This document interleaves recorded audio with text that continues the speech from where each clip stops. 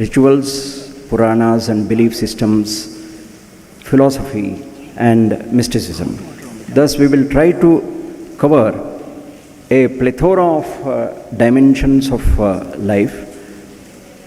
We will also get opportunity to ask questions, but for the sake of the order and decorum of the program, one who compares a program will ask him questions on your behalf. I request those who want to ask questions to write their questions in 1 or 2 sentences, straightforward questions, and also write your name. We will announce your names while we ask your questions to Sri D.A.Joseph.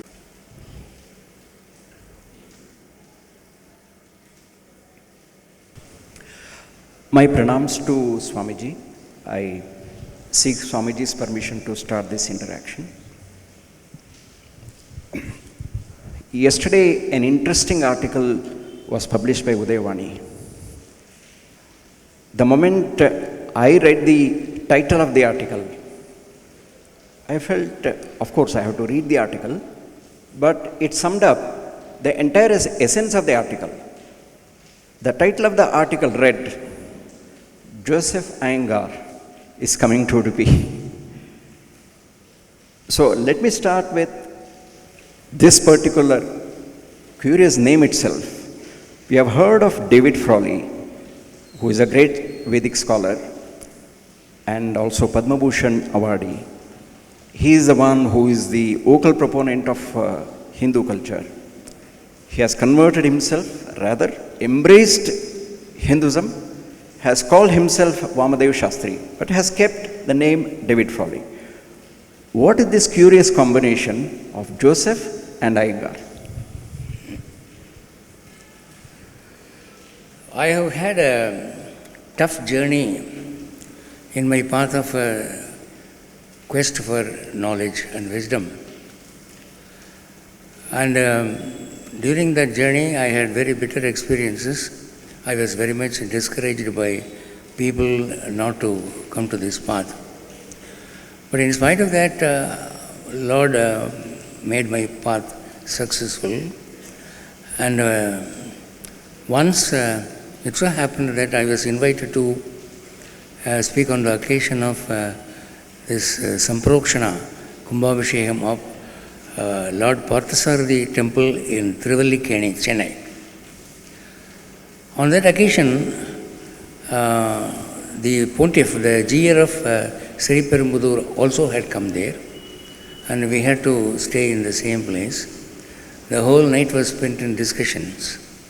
He was talking to me, I was inquisitive about my past, present and future plans. He felt impressed and he said, actually you are a true Iyengar, though you are born in a Christian family, you are the true Iyengar. I don't see these Iyengars who call themselves Iyengars are that much true. So I would declare on the stage that you must be called as Joseph Iyengar. And he did so. On one occasion, when I ended my speech, many people applauded like you here. And the GR, he got the mic from me. He said, I have a way of applauding his speech. I confer upon him today a title as D.A.Joseph Iyengar. So I expect you people, my disciples, to call him as Joseph Iyengar. Please continue doing so, he said. That is the secret. Having listened to the speeches of Swami Vivekananda in the West, many people commented that it's a big mockery that we send missionaries to India for conversion activity. In fact, even now, even after 1 century of such scholarly comment on the stuff of Indian culture, conversions are a big investment activity in our country. Why is it that you embraced Hinduism? I don't want to use the word you converted to Hinduism, but why is it that you embraced Hinduism? What is that, being a Roman Catholic, that you found something which is special and unique in Hinduism? You know, one thing very individualistic about these Christian pastors is they claim that theirs is the only correct religion. They worship the only right deity. They claim that their worship is the only right one and all other forms of worship are wrong and bad. This is how we were taught in our infancy. And my fellow beings, they could accept it and digest it, but I could not. I felt that, my Hindu friends, I was a student of a Christian school, St. Mary's High School in Madurai.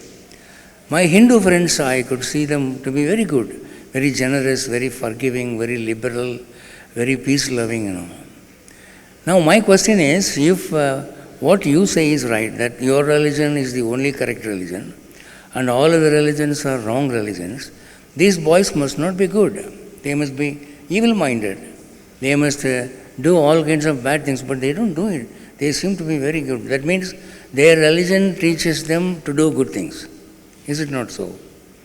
Then when wrong religion teaches its believers to do good things, it is a contrast, it is a contradiction. How are you going to pacify this? I asked those priests, and they said, while moving with people of other faiths, be very careful. The best thing to do is don't move with them. You restrict your friendship only with people of our faith. Don't move with them. They will get you confused like this. This was the only answer they gave. They could not answer my question. Fortunately or unfortunately, this increased my curiosity. I thought, always the forbidden fruit is sweet. If you say don't eat it, everybody will be tempted to eat that. If you tell a boy don't go there, he will be tempted to go there. So when they said don't move with the Hindus, I had a temptation to move with them. Let me move with them, let me find out what is wrong. So my friendship with people of other religions increased, and I felt within myself that there is some good thing in other religions also. What is that one bad thing? These priests taught us was the deity they are worshipping is devil. It is not God. That is the repeated teaching they gave us. So now my question is, what is the definition of devil? How will a devil be like? If you call a man a devil, you must be able to explain how you are right. Then for that question they could not answer. They said it is written in our book that only our deity is God, all other deities are devils. Don't go and move with them. So it launched me in a disastrous pursuit for truth. I became very thirsty in knowing about other religions. I moved with scholars of all religions. And ultimately, I found out that a few questions which I had in my mind about the preachings of the pastors could not be answered satisfactorily. But there was a satisfactory answer for those questions in other religions, to a certain extent at least. So when I could pacify myself with the answers they gave me, I became more and more devoted to those religions. And when I realized that the Sri Vaishnavism of Sri Ramanuja pacified me completely, when that pacified my thirst completely, I found true Godhead in the reflection of Lord Krishna. And one Sri Veeraraghava Iyengar, he was the man who taught to me Visishtadvaita, Sanskrit, Tamil, Sankhya philosophy, all the Shaddarshans. I learned from him Jainism, Buddhism, and he was a deep scholar in Tamil literature also. He was a multi-sided genius, but it was God's will that his name must not come out famously, and that's why I am spreading his name now. He deserves more than this. Then that is how I came to this fold. And perhaps their selfish assertion that their way is the only correct one was the cause for my this hunt, spiritual hunt. Already I have received some questions. I have Yes. been receiving them. Go ahead. So I put aside the list of my questions. Let us cater to their questions. Here I find one interesting question. ಆಹಾರದಿಂದ ವ್ಯಕ್ತಿತ್ವ ನಿರ್ಮಾಣ ಎಂಬುದು ಅವೈಜ್ಞಾನಿಕ ಅನ್ನಿಸೋದಿಲ್ವೇ? Don't you feel that it is unscientific to articulate that food decides the development of personality? ಮಾಂಸಾಹಾರ ಸಸ್ಯಾಹಾರ ಎರಡನ್ನೂ ತುಲನೆ ಮಾಡ್ತಾ ಇದ್ದೀರಾ. Are you comparing both vegetarian food and non-vegetarian food while you make this assertion? ಆಯುರ್ವೇದದ ದೃಷ್ಟಿಯಿಂದ ಮಾಂಸಾಹಾರವು ಸಸ್ಯಾಹಾರವು ಸಮವಾಗಿದೆ. ಆಹಾರ ಶಾಸ್ತ್ರ ದೃಷ್ಟಿಯಿಂದ ಈ ಭೇದ ಸರಿಯೇ? From the point of view of Ayurveda, both vegetarian and non-vegetarian food are equal in their effect. From the point of view of nutrition, science of nutrition, is this discrimination between the type of food justified? Sri J.P. Prabhakar has asked this interesting question. Now, this is not the question of Mr. Prabhakar alone. Almost everyone asks this question. You know, food is of two kinds. One, food that is good for health. Two, food good for spirituality. For example, if you consume cold rice, that is, you cook rice the previous day, you pour water in it, allow it to soak for the whole night, the next day it's called cold rice, haleya anna. That is good for health. Ayurvedic doctors say it is good for health. But our spiritual doctors, our rishis, have found out from practical life that anything which is old, that is in Bhagavad Gita, Krishna says, Yatayamam.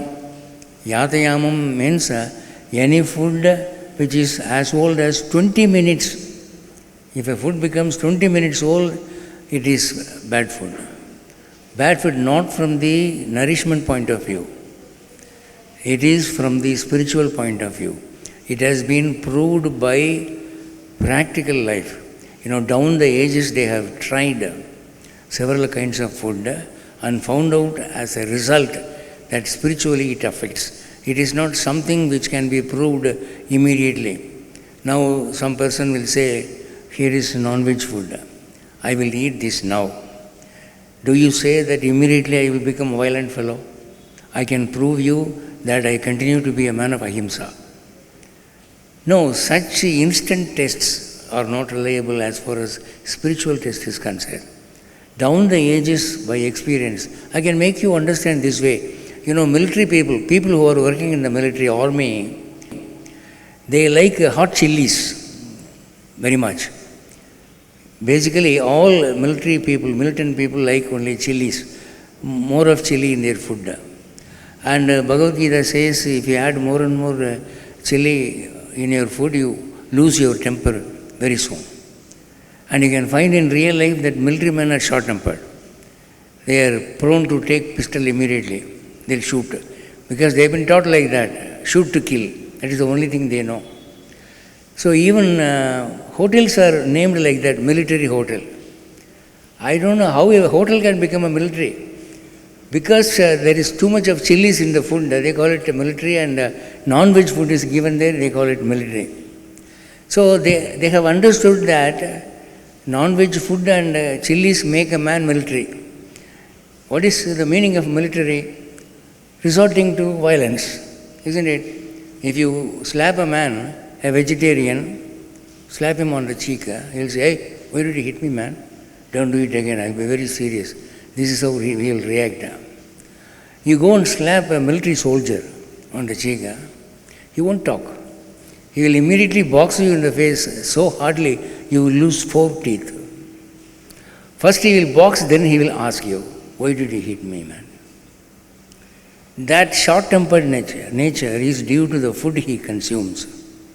That has been proved practically. So, these findings of doctors is not that reliable. And in the West, Prabhupada went and preached Hare Rama, Hare Krishna movement.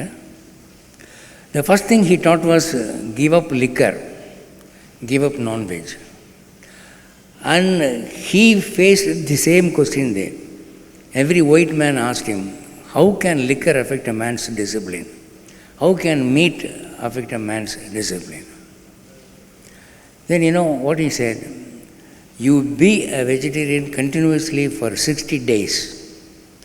On the 61st day, you lie down on the bed, think calmly, ask yourself, am I the same man as I was before 60 days? You would realize that you can very easily control your urges, your temperament now. So, if 60 days of vegetarian diet can bring about such a huge change, how about a lifelong vegetarian diet? That is what our rishis found out. They said, don't eat this. They won't be giving you practical proof like this, because it is not their duty also. And in practical life we can find a man who eats sattvic food is always sattvic in his speech, in his way of life, in his choice of bride, in everything for that matter. I have seen.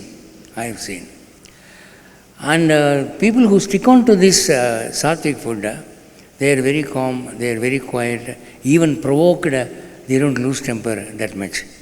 And another thing, I will tell you one thing. You go to the criminal jail, there is a civil jail and a criminal jail. Criminal jail contains prisoners who commit violent offenses like stabbing, killing and such things. Civil jail doesn't have such prisoners. That is cheating money only, or a quarrel about land or property.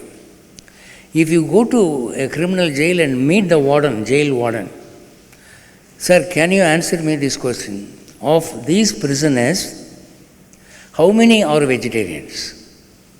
You ask him. I have asked. I have asked twice. 2 jail wardens I have asked. You know what answer he gave? 10% they are non-vegetarians.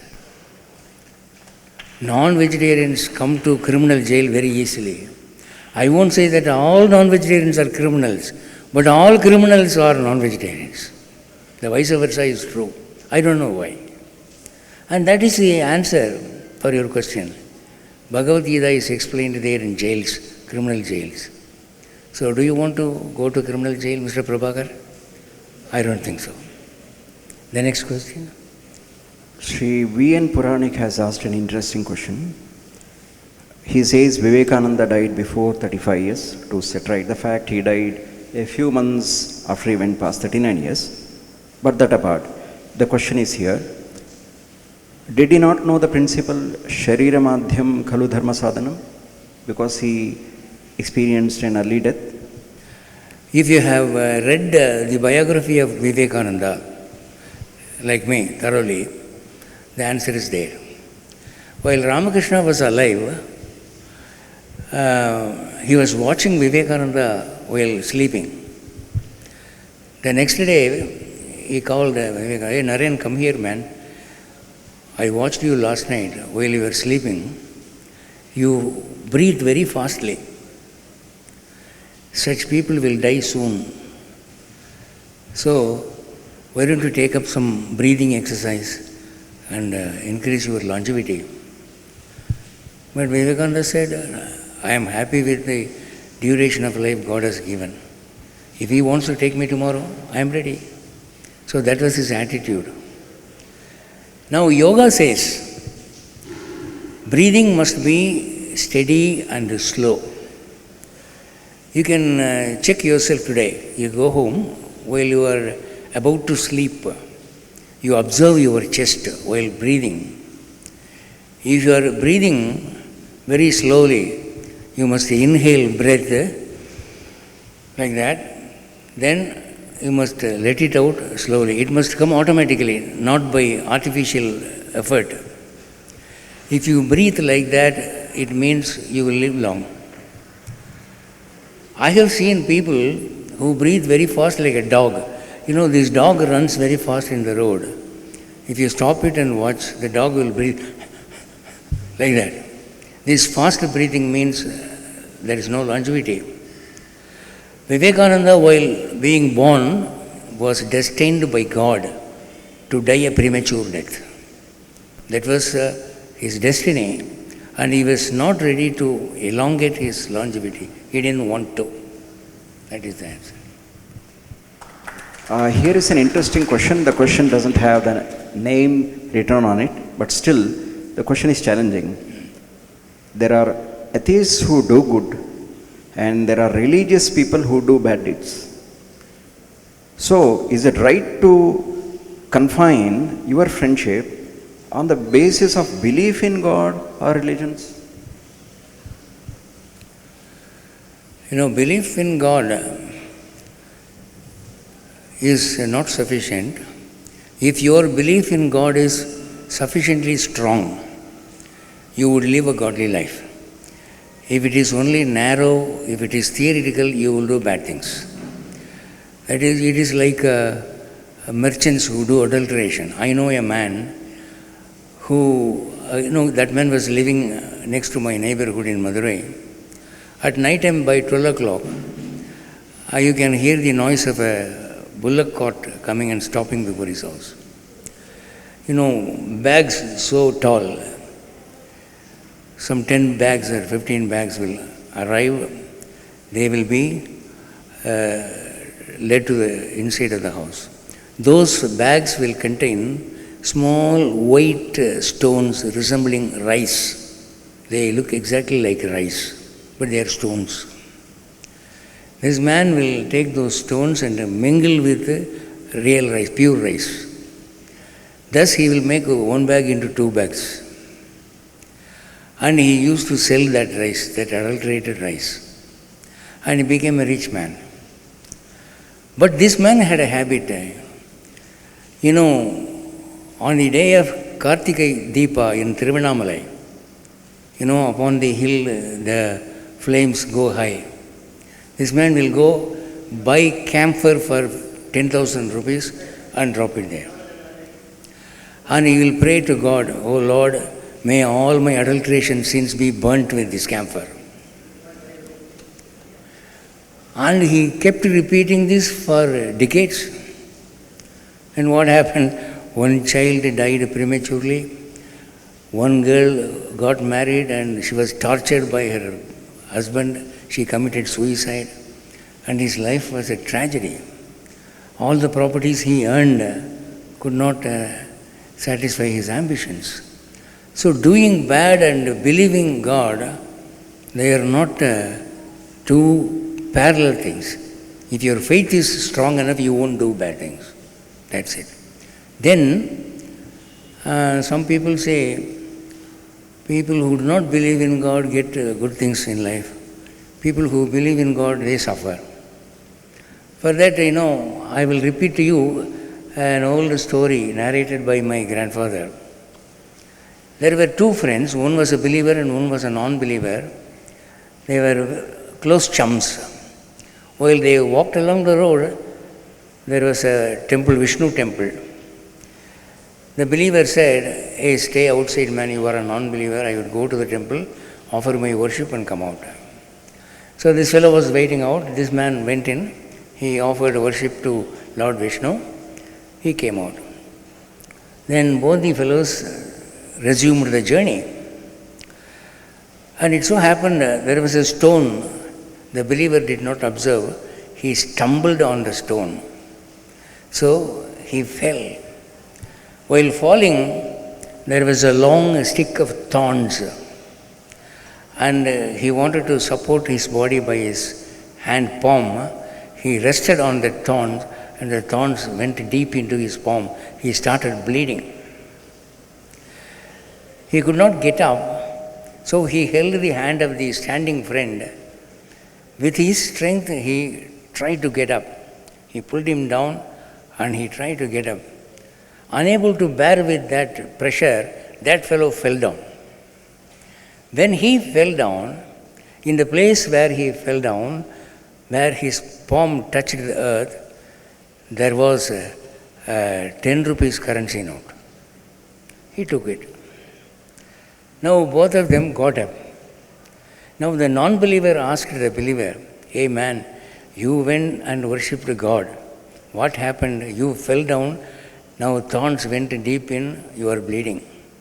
Whereas I did not believe in God, I did not worship. I got 10 rupees. From this you must understand that believing is idiocy. Don't go to temples hereafter." Now the believer could not answer this question because it was a practical proof. Practically he has proved that not believing yields you good things. So he was moved out. He became silent. He was almost in tears. Both were walking silently for a few yards. And under a banyan tree there was a sage sitting. He was chanting mantras. These two fellows passed that sage and crossed him. This non-believer said, "These lazy idiots have no other work to do, man. At least you worship God and start doing other works. These fellows waste their life chanting mantras." Like that. Then the man, the sage who was keeping his eyes shut, he opened his eyes. "Hey boy, come here, man. What did you say? I am a lazy idiot, huh? That's good. Now your question is, the believer got wounded, non-believer got money. Is that not so?"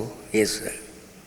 And he said, as per the previous karma, that believer was to lose his hand by a traffic accident. A chariot was about to go upon his hand and he was about to lose the hand.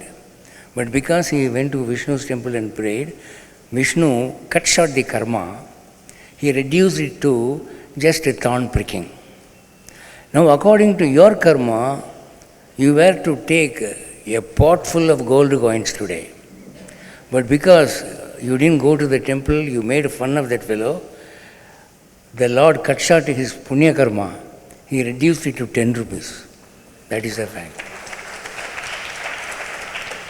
So you won't ask such questions hereafter like this.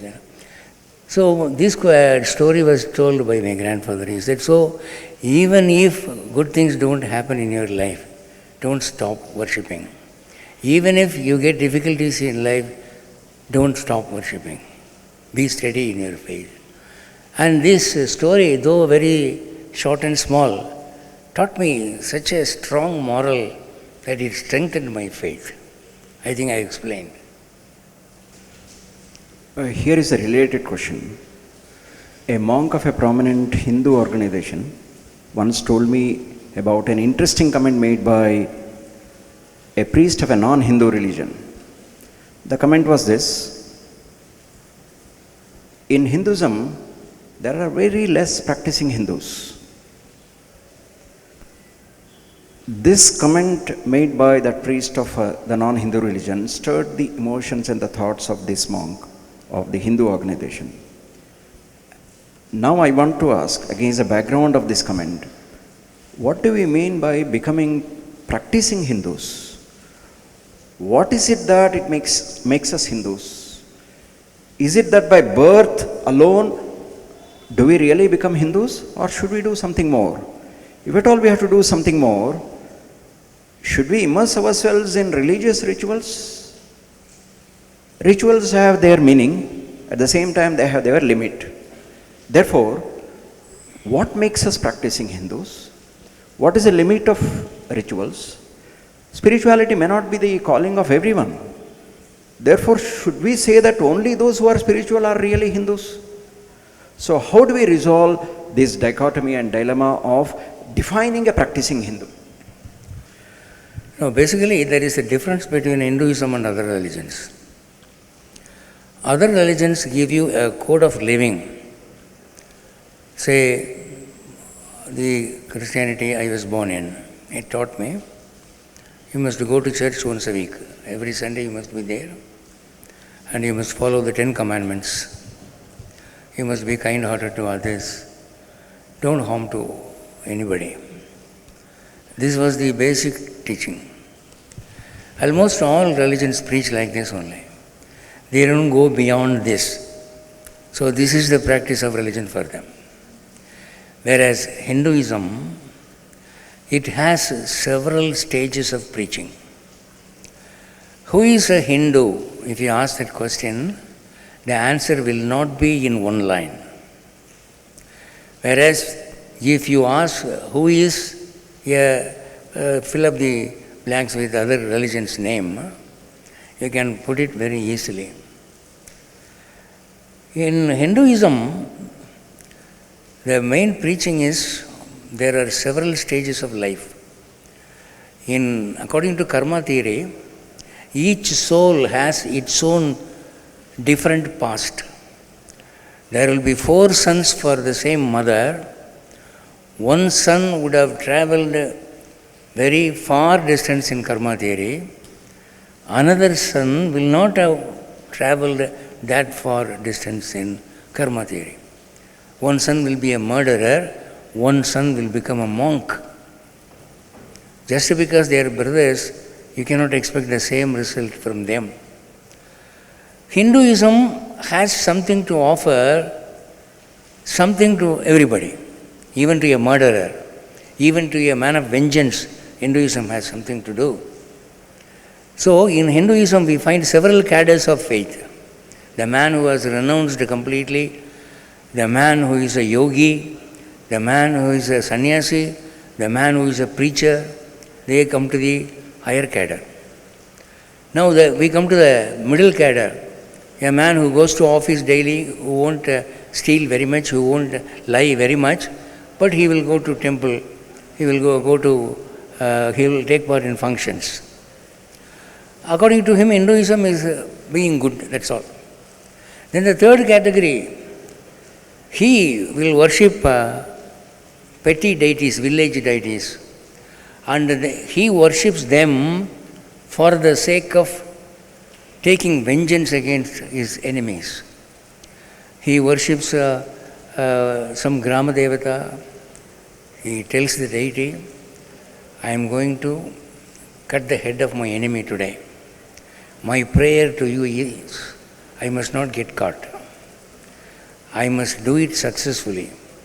If this is done by me successfully, I will sacrifice a goat for you, a big goat, coming Friday. And that is a promise. Now he goes, he kills his enemy, the police chases him, he escapes somehow, he is grateful to that deity, he comes with a goat and sacrifices it. Now he is also a Hindu. Now look at the difference of grades in one religion. Lord Krishna speaks about it in Bhagavad Gita. He says, Tamasic devotee, Rajasic devotee, Sattvic devotee. There are 3 kinds of devotees. Okay, leave alone Tamasic deities and worshippers of other deities. Take the case of my own devotees. 4 kinds of devotees come and worship me. They are different from each other in so many ways. One man worships me for getting the first lottery prize. One man worships me for getting a film chance in Kodambagam, in Madras. One man worships me for getting spiritual knowledge.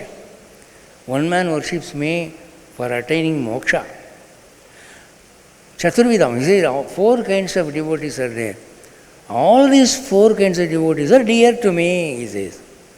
Even if you worship me for the sake of money only, I like you. Why? Because for this sake you did not go to other deities. You came to me. Well then, you have come to me, I won't leave you. I will give you money, I will strengthen your faith, I will make you come again and again to me. Gradually I will make you a wise man. I will make you a sannyasi. I know how to do it.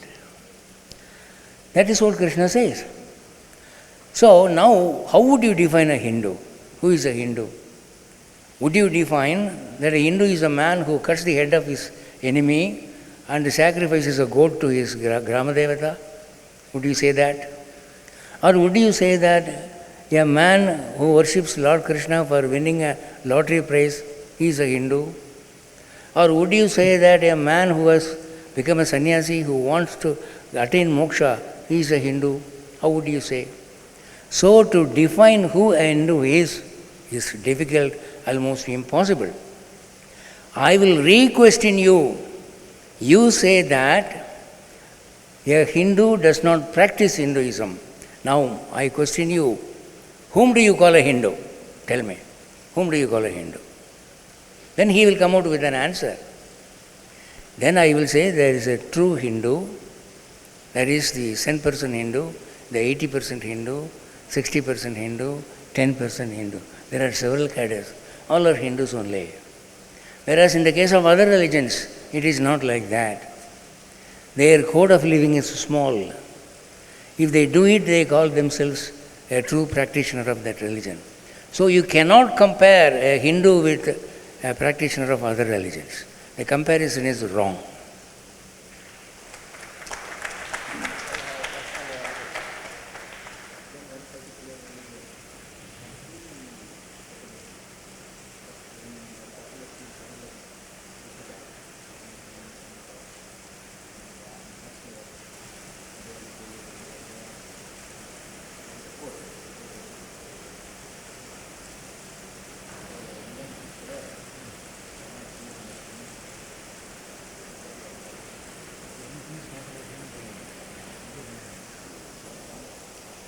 Swamiji's question is a little intricate. There are some religions which advocate polygamy, frequent marriages, because the population is not sufficient. So to increase population, get married to as many wives as possible. In the name of religion, they do it. What do you say about that? Now, when that particular religion was propounded, the situation was such that very many battles were fought, and the population of menfolk was very small. For 3 men, there were 50 women, because in battles they lost their lives. Now the leader of the religion, he wanted that particular community to increase the population of men. So what is the only way? So many men are unmarried. So let each man marry 3 or 4. Let them get progeny, so that our community increases in population. So what he did was correct from his viewpoint, because of the social situation. But that does not apply to all communities, all times. But that's what they are trying to do now. They are trying to bring that civilization here. He says, even here we can follow that. No. It is circumstantial. It is relating to time. It must not become anachronistic. Am I clear? Taking the cue from your answer, in our attempt to make Hinduness quite embracing, and the concept of Hinduism and Hindu Dharma as vast as possible, have we not made the definition of Hinduism, Hindus quite nebulous, and also the concept of Hindu Dharma as such quite confusing? For example, let me speak of the different practices relating to the celebration of Yugadi, for example. There are 2 different days for celebration of Yugadi, or different days that are prescribed for the celebration of Ekadashi. There is a tremendous diversity. Whereas in other religions which have emanated from the Middle East and the West, there is a definiteness. Is this not a weakness of Hindu Dharma, or do you think that it is a strength? Now we have to understand one basic thing. All festivals and upavasas we undertake, they have been prescribed by our rishis, not with chronistic importance. their motive was the result. Take for instance Ekadasi. If you turn the pages of a calendar, you can find Ekadasi begins on 14th. It carries on to 15th. It is over by evening of 15th. Now I get a phone, sir, 2 days Ekadasi. Which day is my Ekadasi, sir? Now, this is a very confusing question. How can one Ekadasi be spread into 2 days? Then I asked him, to what sampradaya you belong? In Vaishnavism, in Tamil Vaishnavism, there is one Tenkalai and there is one Vadakalai. Tenkalai Sampradayam, they take one way. Vadakalai Sampradayam, they take one way. One man takes the first day, one man takes the second day. Now the rishis say, we are not particular about the exact date. We are particular about the hunger he follows. God wants you to starve for 30 days a year. One Ekadasi every month. Or 2 Ekadasi. So, there are 25 Ekadasis, I think. Also, if you sum it up, say 25 days per year, you must starve. Why? The reason is, there is holiday for a government servant. There is holiday for a private servant also. But there is no holiday for our stomach. Night and day they keep on feeding. By 1 o'clock you go to fast food center, eat something. By 2 at night you drink something. So we keep on nagging our system, digestive system, that badly. Only very few people eat thrice a day. Mostly people eat 4 times, 5 times, 6 times. And they will give a nomenclature also.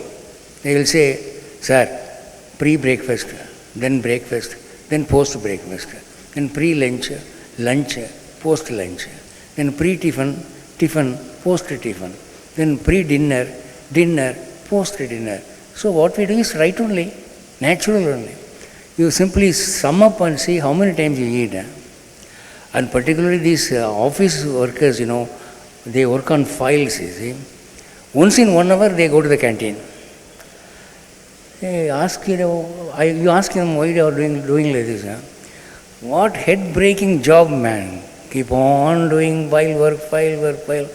When you do the work properly, what happens? Our manager sends 50 files, keep it on his table. He will do it very properly. Only the working man gets more and more work. So to avoid that, we have to take tea, we have to smoke. Luckily, the canteen fellow has biscuits also. So Lord Krishna knows this. If this digestive system is teased like this, if it goes on like that, number 1, hygienically he will be affected. Number 2, the residue of food forms a tamasic food. It gives you tamasic radiation. You lose memory power, you become sluggish, your briskness goes. So he wants us to starve at least once a day, once a month. So Ekadasi is meant for that. Luckily he gave a story. There was a Papa Purusha. He went and applied to Lord Vishnu, where am I to reside, sir? Anybody who eats on Ekadasi day, sit upon his rice or wheat or banana, whatever he eats, catch him, tease him. So that way he gave a boon. So anybody who eats on Ekadasi day will be affected by Papa Purusha. And the way our people found to escape from this. I know a man who will eat all these sweet shop items, kesari, Mysore pak, laddu, things like that, on Ekadasi day. He said, Shastras say, Papa Purusha sits on rice only. I don't eat rice.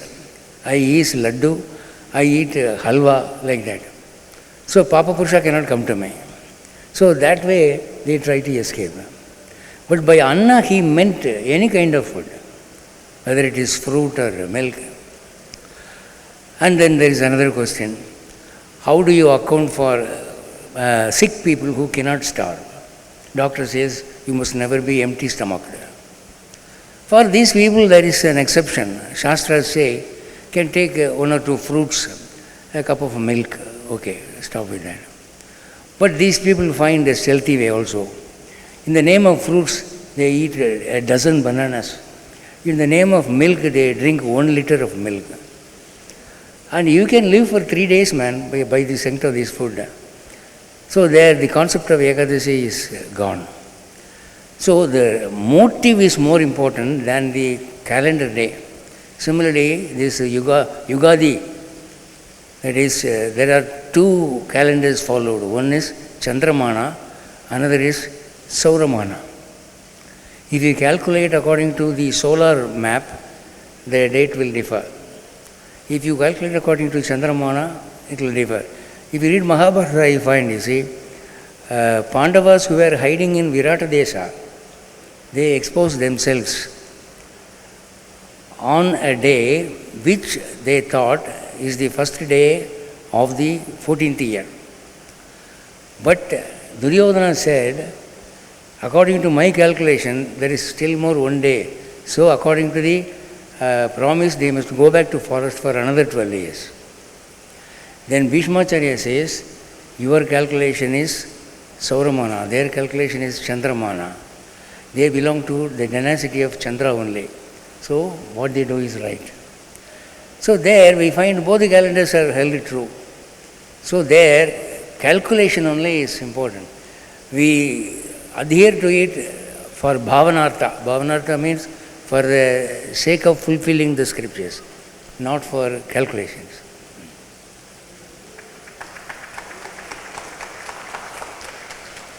Here is an interesting question from one young man, I suppose, Mr. Sachidananda. He asks, nowadays youth have tendency of asking questions for everything. Is it right approach or not? Because most elders are not happy with this questioning and tendency. The question is, the younger generation of modern society has a curiosity to ask more and more questions. Is it right or not? You know, asking questions started during the Vedic period. There is an Upanishad called Kena Upanishad. The Kena Upanishad is completely full of questions. Why? What? How? That is how they found out God. Neiti, neiti. Not, this is not God, this is not God. So keeping aside things, they found out real God. By questions only, philosophy grew. By questions only, religion grew. And that is the individuality of Hinduism. If you start questioning in other religions, they will say, shut up, have faith, go home.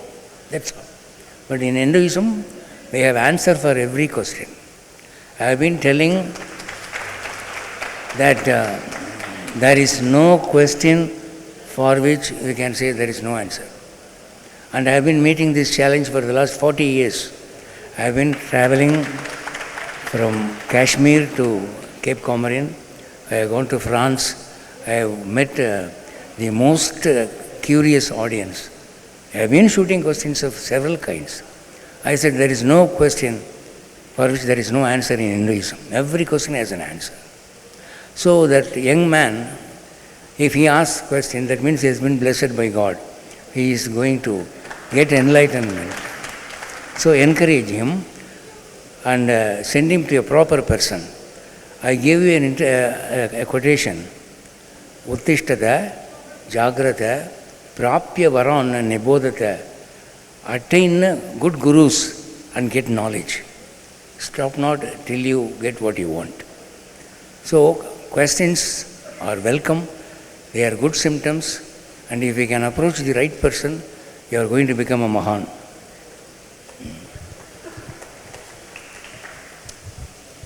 Recently, I saw the title of a program of a TV host, TV anchor. The title went like this: have we become a nation of hurt sentiments? Say, are we becoming prone to arguing that our sentiments are hurt again and again, even for small reasons? As a matter of fact, that title was given by that anchor of a particular left liberal news channel only when somebody in Canada denigrated the image of Mother Kali. However, a different yardstick was applied to a comment made by another person of Hindu community. So, is it that Hindus don't have any sentiments at all? Is it that they become a convenient target for the purpose of vilifying their gods and goddesses? As a matter of fact, Hindus have welcomed and respected religions and their sentiments throughout their history.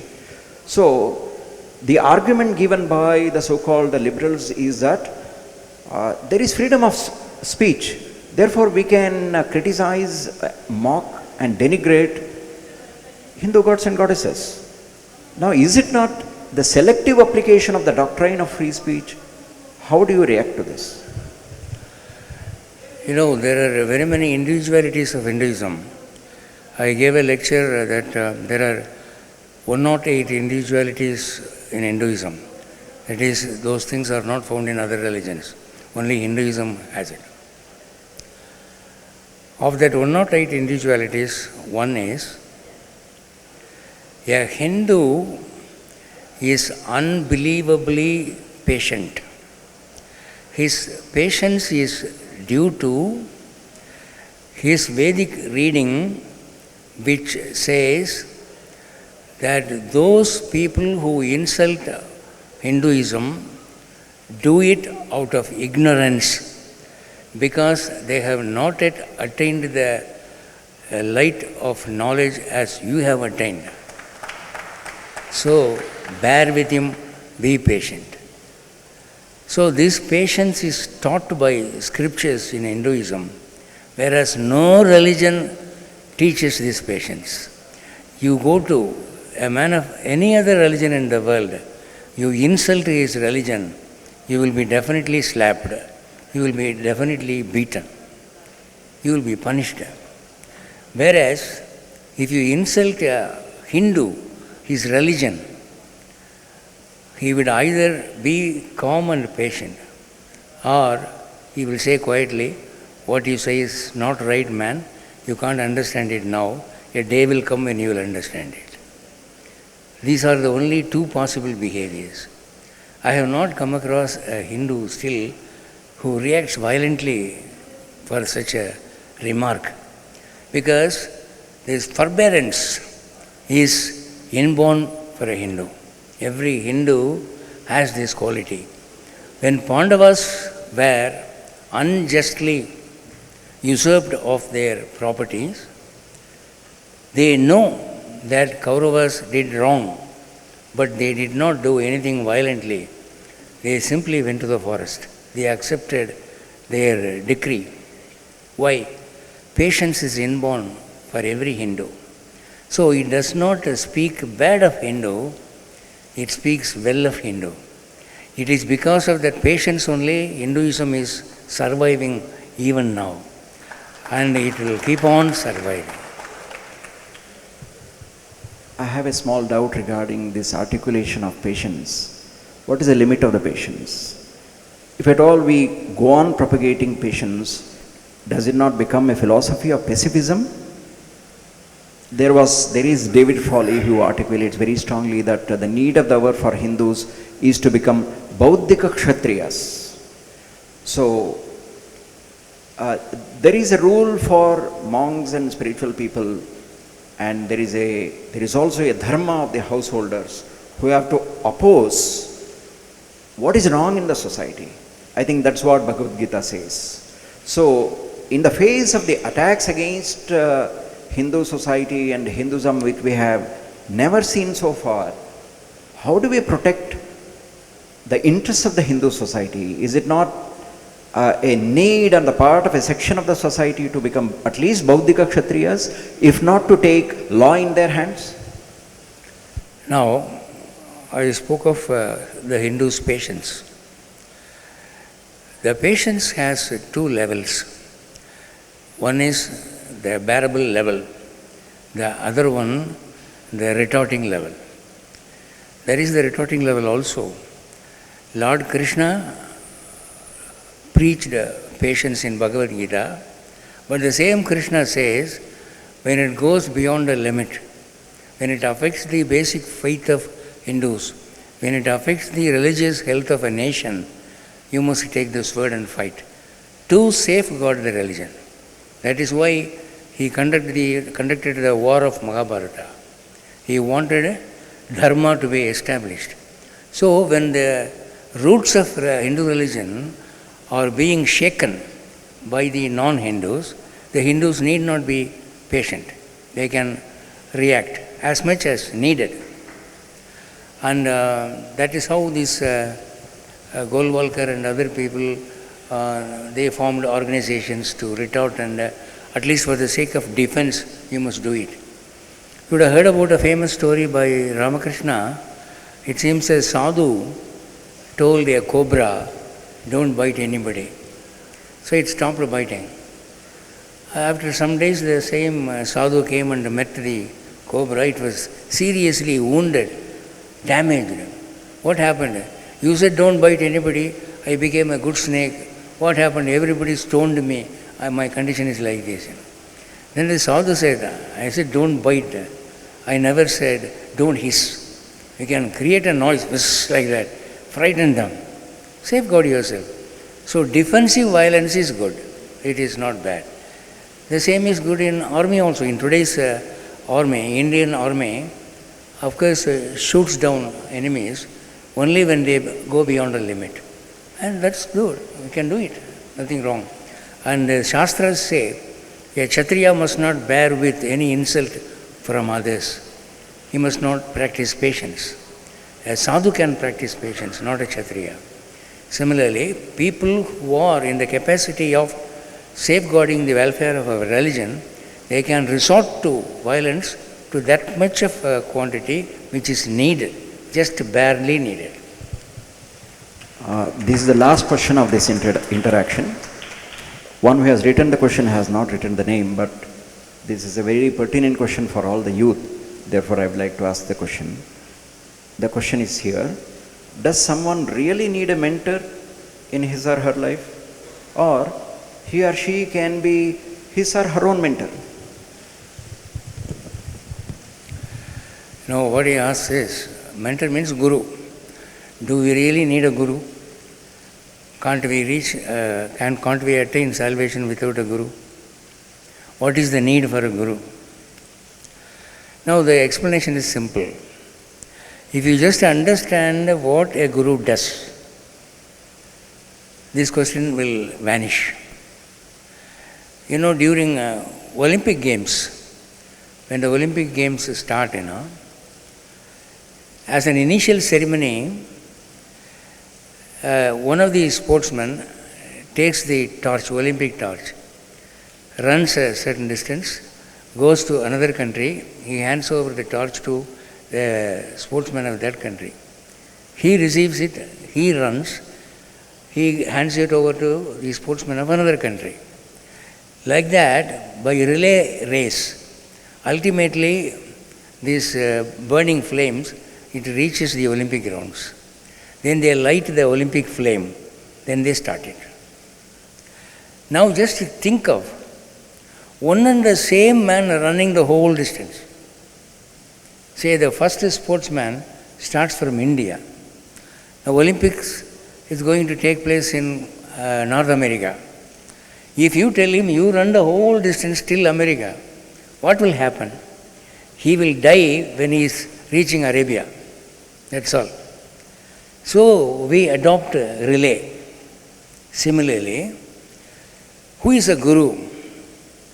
Guru is a man who has earned God's grace, certain amount of God's grace already. When you go to a guru, he blesses you that God will bless you to that extent as he has earned his grace so far. So, because of the blessing of Guru, the disciple, without starting any upasana, as a fixed deposit, as an initial deposit, he gets the blessings of God. Now, this Guru would have become the disciple of his Guru, and his Guru would have become the disciple of that Guru. This relay race is starting from Lord Narayana in Badrikasrama. So, Guru after Guru, Guru after Guru, Guru after Guru, while it reaches me when I approach my Guru, you can add up all blessings. So, I get a capital blessing of God. What all these Gurus suffer to get, I get without any suffering. It's like getting a treasure. So they said, go to your Guru. Don't be egoistic. I need no Guru. I am a great man. I can approach God directly. If you go directly, what will happen? You see, you want to meet the Prime Minister, you need some recommendation, some MP or some minister, and show the letter to the Davali, then he will take you inside. If you ignore all this protocol, you straight away dash into his office. What happens? The Davali pulls you out, kicks you heavily, hands you over to the police. You can't go and meet the Prime Minister like that. So God says, you meet me easily through this Acharya Parampara. Acharya Parampara is for you only, not for my benefit. Avail it, make use of it. So then, when that is the case, why do you say, why should I go to your Guru? It's an egoistic question. Am I clear? Because of paucity of time, we close the interaction here itself. Joseph Ji will be with us tomorrow and day after tomorrow also.